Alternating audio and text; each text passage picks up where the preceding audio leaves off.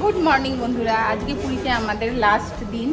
এখন বাজে হচ্ছে 8:30 মতন।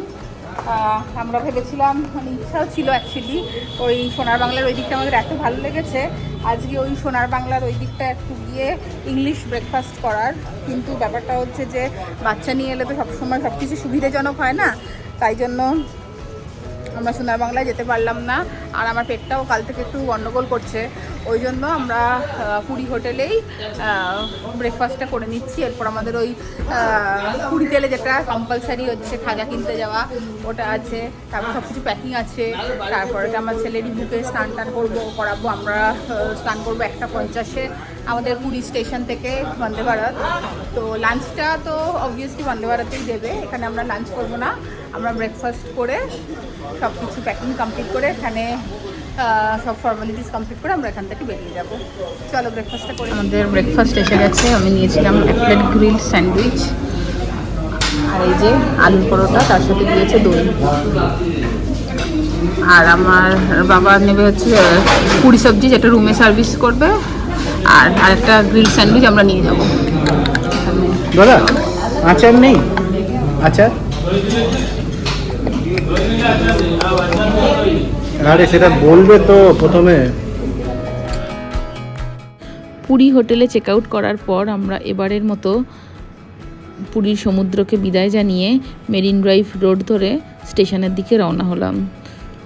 দুপুর 1:40-এ হচ্ছে ট্রেন ছাড়ে বন্দে ভারত পুরী থেকে হাওড়ার উদ্দেশ্যে। এখন বাজে মোটামুটি 12:30। আমরা কিছুক্ষণ আগে পুরী স্টেশন থেকে বন্দে ভারতে উঠে পড়েছি এবং বন্দে ভারত ট্রেন ছেড়ে দিয়েছে।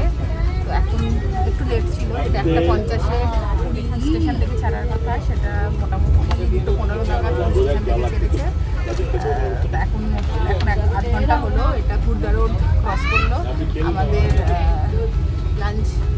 লাঞ্চ সার্ভ করা হয়েছে। ঠিক আছে, লাঞ্চটা তোমাদের দেখাই দিচ্ছি। আচ্ছা, কি কি দিচ্ছে আমাদের? এখানে রয়েছে দই, এখানে আছে রুটি আছে, এখানে একটা আলুর সবজি রয়েছে, একটা ডাল, এটা হচ্ছে পিস পোলাও টাইপের, মানে কড়াইশুঁটি দেওয়া রাইস, আর এটা হচ্ছে চিকেন। এই হচ্ছে ননভেজ। আর ভেজে সমস্ত কিছু সেম, শুধু চিকেনের জায়গায় পনির রয়েছে। এই হচ্ছে এখানকার লাঞ্চ। আর মোস্ট প্রবলি পরে আইসক্রিম দেবে, আমি যতদূর জানি। এখানে দই দেওয়া রয়েছে, এরপরে আইসক্রিম দেবে।